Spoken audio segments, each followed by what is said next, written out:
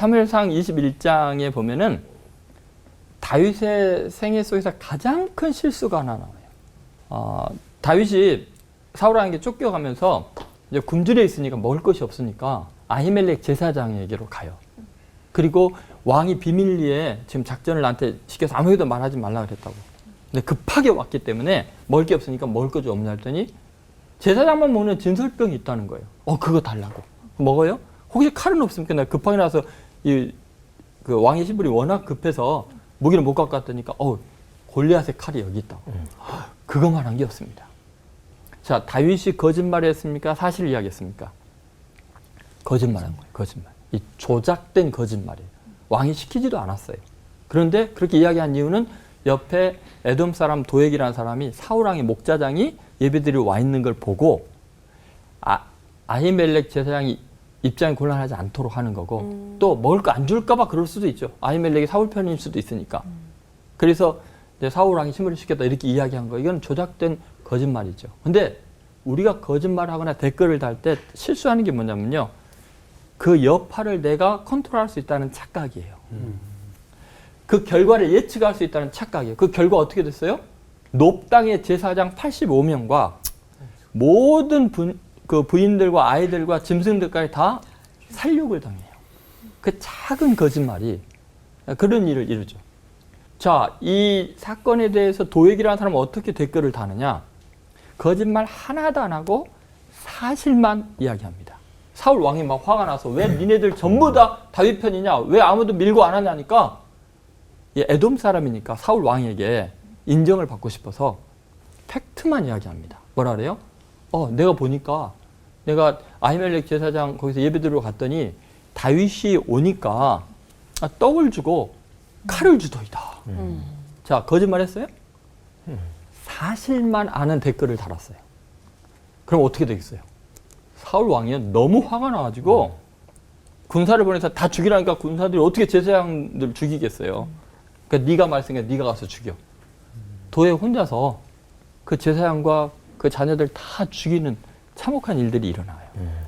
자, 그러면 지금 이 도액은 양심에 거리낄 것이 없이 팩트만 이야기했어요. 근데 이것은 앞뒤를 자르고 이야기를 하니까 이게 조작된 거짓말보다 더 무서운 거짓말이 사실적 거짓말이죠. 여러분 한번 잘 생각해 보세요. 이게 얼마나 무서운 이야기인가? 그런데 더 무서운 게 있어요. 100% 사실만 이야기해도 거짓말이 될 수 있다는 거예요. 댓글 달 때 정말 조심한 게 나는 양심에 거릴 게 없어서 사실 이야기했으니까. 그런데 정황이 거짓말을 만들 수 있는 거예요. 그것은 더 잔인해요. 더 파괴적이에요.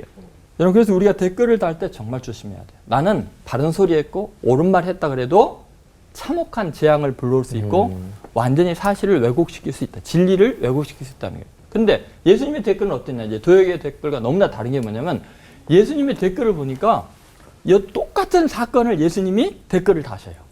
1000년이 지났는데 댓글을 다셔요. 그 뭐라 그러시냐면 마태복음 12장 1절부터 8절에 그 내용이 나오는데요. 제자들이 주책맞게도 안식일에 바리새인들이 보고 있는데 얼마나 배가 고팠으면 밀밭을 가다가 이게 다 훑어가지고 안식일을 범한 거예요. 그러니까 이제 꼼짝없이 예수님의 일행은 범법자들이 되고 잘못하면 돌에 맞아 죽을 형편이 된 거예요. 안식일을 범한 자들이 된 거예요. 근데 예수님께서 이 난관을 극복하실 때 댓글을 이용하셔요. 자, 니네들 다윗이 한 일을 성경에서 못 읽어봤냐? 제사장 외에는 먹어서 안 된 진설병을 먹지 않았느냐? 그러면서 장황하게 댓글을 다셔요. 성전보다 더 큰 이가 여기 있다. 안식일이 사람을 위해서 있는 거지 사람이 안식일을 위해서 있는 게 아니다. 하나님이 원하는 것은 자비를 원하지 제사를 원하는 게 아니다. 그러면서 복음의 본질을 드러내시고요. 예수님이 이런 댓글을 다는 바람에 어떻게 됐어요? 죽어야 되는 제자들이 죽지 않게 돼요. 살아나게 돼요. 그리고 복음의 본질이 드러나는 기적 같은 일은 하나님의 뜻이 뭔지를 드러낸 일이에요. 그러면 자 다윗이요. 자기가 이런 일을 저지르고 나서 얼마나 괴로워하는지 사무엘상 22장에 보면 다윗이 너무 괴로워서 이 아히멜렉의 아들이 다 몰살당하고 한 명이 살아남았거든요. 그랬더니 너의 가족들 다 죽은 것이 다 나의 연고라 그러거든요. 이 죄책감을 감당할 수가 없어요. 근데 1000년이 지난 다음에 예수님이 그 한을 풀어주시는 거예요. 괜찮다. 너의 실수가 복음의 본질을 드러내고 수많은 죽을 사람을 살리는 일이 됐으니까 괜찮아. 우리가 댓글을 달아야 될 그 방법에 대한 이야기예요. 그것은 도액처럼 수많은 사람들을 죽이는 댓글을 달 수도 있고, 그것은 사실만 이야기하면서, 그러니까 죄책감 안 느끼겠죠. 그게 무서운 거죠. 예수님처럼 죽을 사람을 살리는 댓글을 달 수 있어요. 그리스도인들이 해야 되는 일이 뭐냐? 지금 시대적인 아픔과 대형 사고와 그런 고통당하는 사람들을 어떻게 하면 살리는 복음적인 진리를 드러낼 것인가? 팩트보다 더 중요한 트루에 대한 이야기예요. 진리를 어떻게 드러낼 것인가? 다시 한번 우리가 댓글을 달 때 예수님이 댓글을 다는 방식에 대해서 한번 깊이 생각했으면 좋겠습니다. 기도하겠습니다. 하나님 아버지, 우리가 받은 사랑대로 우리도 다른 사람들을 살리는 댓글을 다는 고결한 그리스도인들이 다 되게 하여 주옵소서. 아멘. 예수님의 이름으로 기도드립니다. 아멘. 아멘. 예수님께서도 악플에 피해를 당하신 경우가 있으시죠. 근데 그게 과연 언제이고 어떤 반응을 보이셨는지 궁금하고요. 예수님 당시 일어난 대형 사건에 댓글을 다신 경우도 혹시 성경에 있는지도 또 궁금하고요. 마지막으로 예수님의 댓글이 사람을 살리거나 혹시 변화시킨 경우가 있다면 언제인지 쏙쏙 핵심 좀 부탁드리겠습니다. 네네. 지금 그 질문이 되게 중요한 이유가 우리가 댓글을 다는 아주 중요한 원칙들을 예수님께서 우리에게 알려주고 계셔요. 그러니까 예수님이 직접 공격을 받을 때 그 댓글을 어떻게 다셨느냐. 물론 그냥 침묵하시거나 축복하실 수도 있지만 경우에 따라서는 댓글이 굉장히 정교하게 나옵니다. 예를 들어서 이제 마태복음 12장에 예수님께서 귀신을 쫓아냈더니 사람들이 저 바알세불을 힘입어서 귀신이 왕을 힘입어서 귀신을 쫓아냈다 이런 이야기를 해요. 그럼 예수님이 그걸 침묵하지 않으셨어요. 그럼 진리가 왜곡이 되니까. 그래서 예수님께서 하셨던 그 댓글 다는 방법, 우리에게 가르쳐 주신 방법이 뭐냐면 첫 번째는 논리적 적합성의 문제예요. 예수님이 뭐라 하냐면은 아니 사탄이 사탄을 쫓아내면 그 나라가 어떻게 서겠느냐.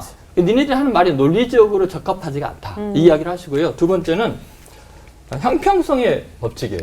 야, 그럼 내가 귀신 쫓아내면 바알세불 힘입었으면 니네들이 귀신 쫓아내는 건 뭐를 힘입었냐. 나한테 적용한 건 니네한테 적용해봐라. 그렇죠?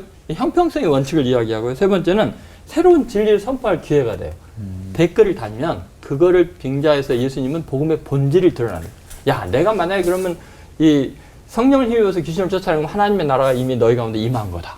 그러니까 여러분 어떤 댓글을 달 때 이걸 한번 잘 생각해보세요. 논리적인 적합성, 형평성의 원칙. 네가 댓글 달았는데 니는 어떠냐? 그다음에 세 번째는 요걸 기회로 복음의 본질을 드러내고 하나님의 나라를 증거할 수 있다는 거죠. 예수님이 이제 당신이 당했을 때예요. 그러면 예수님 당시에 대형 사건이 있었을 때 사람들의 반응과 예수님의 댓글은 어떤 차이가 있느냐?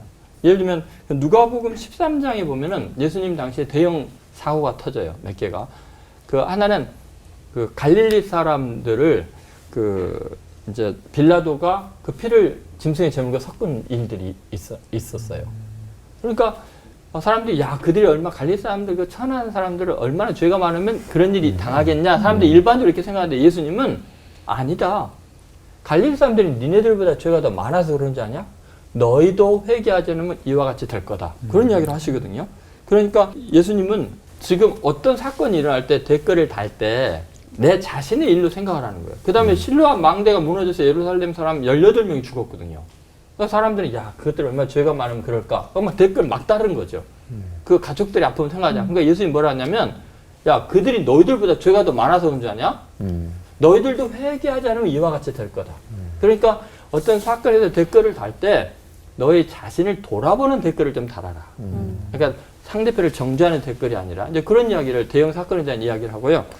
이제 마지막에 예수님은 다른 사람들을 위한 선한 선풀을 달아서 어떻게 사람들을 바꾸시는가. 여기 아주 선풀을 다는 원칙을 몇 가지를 이야기를 하십니다.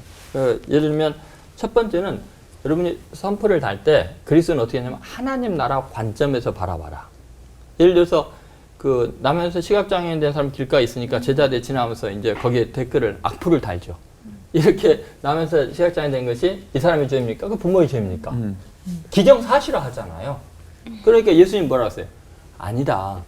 하나님께서 이 사람을 통해서 하고자 하신 일이 있어서 그런다. 그러니까 하나님 나라 관점에서 이 비극을 보는 거예요. 아픔을. 예. 그러니까 이 사람이 완전히 인생이 바뀌어버리죠. 정말 당당하게 지혜롭게 그 예수님을 증거하는 사람으로 바뀌죠. 두 번째는 댓글을 다는 순간에 자기를 대입하라는 거예요. 그러니까 예를 들어서 가늠하다 현장에 잡힌 여인이 왔을 때 사람들이 다 가늠하다 잡혔는데 이 사람 돌로 치릴까 말릴까 막 이런 식으로 이야기하잖아요. 뭐 율법을 저 그때 예수님 뭐라 그래요? 너희 중에 죄 없는 자가 먼저 돌을 들어 치라. 그러니까 댓글이 막 누군가를 공격할 때, 야, 그럼 너희들은 죄가 없냐? 우리들도 다 같은 죄인 아니냐? 그런 댓글들. 그러니까 자신의 그 입장을 한번 대입을 거기에 해봐라. 그 사람들은 우리가 뭐가 다르냐? 이런 것들을 우리 그리스도인들이 해야 된다는 거죠. 세 번째는 상대편 입장을 이해하고 대변하는 거를 좀 해봐라. 그러니까 예수님이 뭐 지금 예수님을 저주하는 그런 사람들을 향해서 그러잖아요. 아버지 저들의 죄를 사해 주십시오. 스데반도 그렇고요. 그래서 그런 측면에서 본다면 지금 심지어 댓글을 달 때는 상대편의 입장을 변호해주고 이해해주는 측면에서 좀 댓글을 달 필요가 있다. 그러니까 반응도 그렇게 할 수 있다. 악을 대항해서 싸우는 사람들은 악보다 더 잔인해질 수 있다는 걸 잊지 않아야 돼요. 그리스도인들이. 근데 예수님의 댓글을 좀 배울 필요가 있다. 그렇게 생각합니다.